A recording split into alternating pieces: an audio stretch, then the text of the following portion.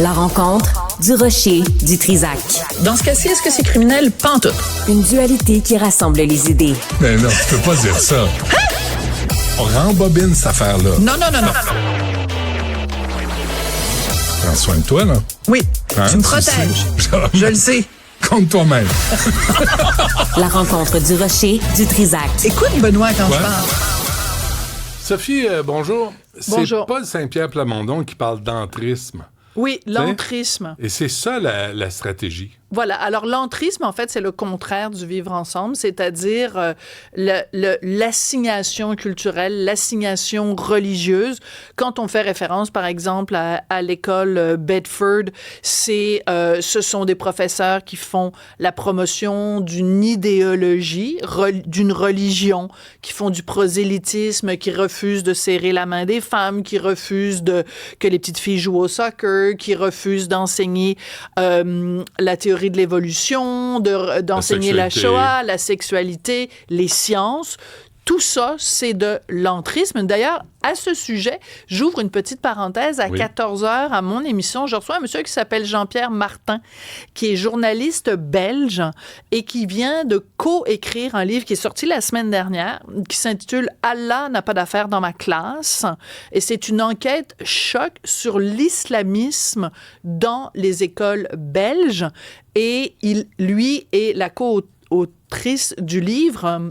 Ils ont parlé à des profs qui disent c'est hors de contrôle.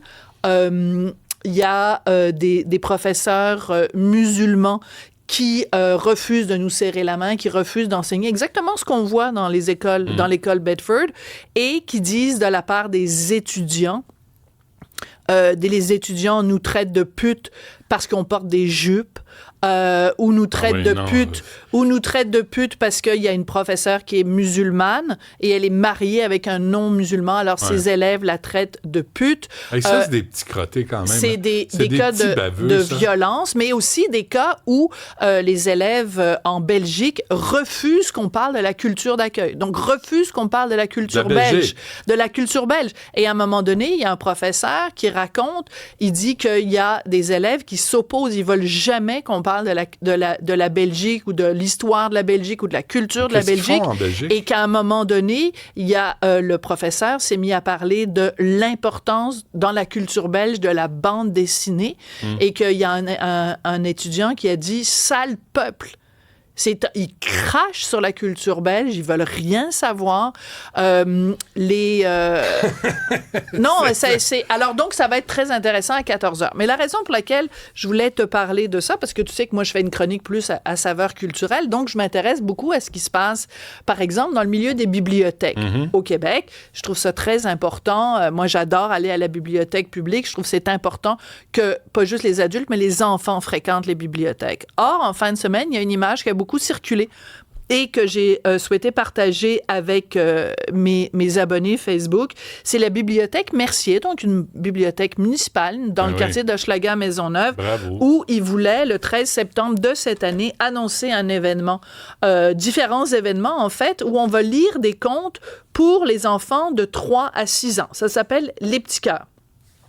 Pour illustrer ça, on met une image où il y a un adulte qui lit donc à des enfants. Donc, il y a un enfant, une petite fille noire, une petite fille, je me souviens plus trop de quelle origine ou de quelle couleur de peau. Voilà, une petite blonde et une petite fille voilée. Mais pas juste voilée, avec un chandail à manches longues, avec des pantalons longs, parce que le bonhomme et la bonne femme pensent que cette petite fille-là peut devenir une tentatrice pour les hommes. Voilà. Alors moi, j'ai interpellé la bibliothèque Mercier. J'ai dit, pourquoi banalisez-vous le voilement des fillettes et en quoi cette petite fille qu'on voit est-elle une tentatrice qui doit se soustraire au regard concupiscent des hommes? Parce qu'il faut faire une distinction, Benoît. On nous dit, à propos du voile islamique, c'est leur choix. J'en doute dans beaucoup de cas parce qu'il y a énormément de pression sociale. D'ailleurs, Jean-Pierre Martin, dans son livre en Belgique, en parle, à quel point il y a des fois des jeunes filles au début de l'année scolaire qui n'ont pas de voile, mais quand elles se retrouvent dans la cour d'école, elles se font traiter de putes par les autres étudiants musulmans. Ben, qu'est-ce qui se passe? 2-3 semaines plus tard, finalement, tout le monde est voilé. C'est un recul des droits des femmes. Hein? Alors, Non, Donc, mais il va falloir le réaliser. Non, alors, à à la rigueur, quelqu'un qui a plus de 18 ans, qui dit, moi, je choisis de mon plein gré de porter le voile, c'est une chose, c'est une autre discussion. Mais quand on parle de fillettes qui sont voilées, l'argument du « c'est mon choix » ne tient plus.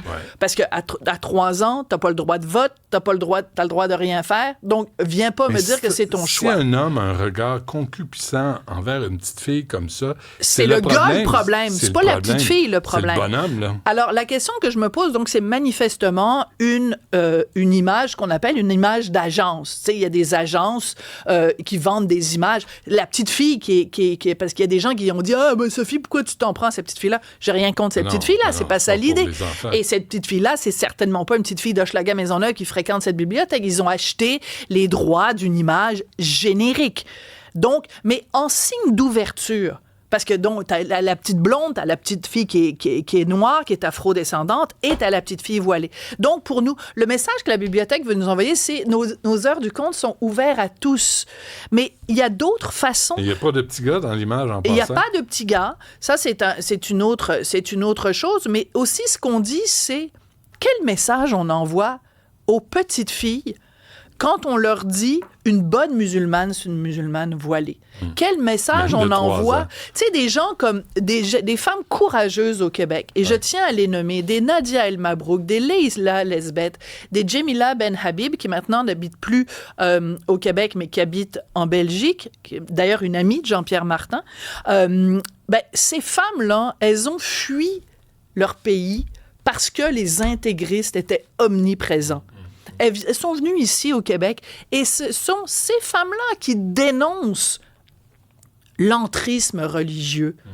Il faut se souvenir, hein, Jamila, son père était libraire en Algérie. Oui. Puis ils l'ont menacé. Ils voulaient faire fermer sa librairie. Ça, c'est les islamistes algériens. Là, tu sais, on peut...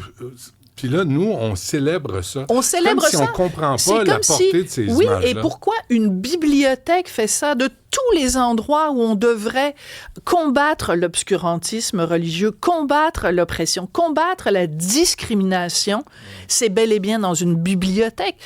Une bibliothèque, c'est quoi? C'est le règne des Lumières, c'est le royaume des Lumières, c'est le royaume de l'ouverture d'esprit qui, comme nous le disait si bien Ariane Moffat, n'est pas une fracture du crâne. Ouvrez-vous l'esprit. Qu'est-ce qu'on envoie comme image? Mettons que tu as une petite fille, elle, dans son milieu, elle refuse de porter le voile. Puis là, ses parents lui montrent, regarde, la bibliothèque Mercier dans Hochelaga Maisonneuve. Ils ne trouvent rien d'autre de mieux que de célébrer le hijab.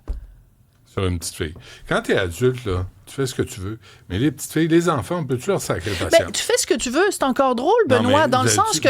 Dans l'absolu, tu fais ce que tu veux. Oui, mais tu sais, après, tu rentres à l'hôtel de ville de Montréal, tu es accueilli par une image de femme en hijab. Tu vas à la bibliothèque Mercier, c'est une petite fille en hijab. Si Montréal est devenu Montréalistan, dites-le moi. Oui, on va s'y soumettre.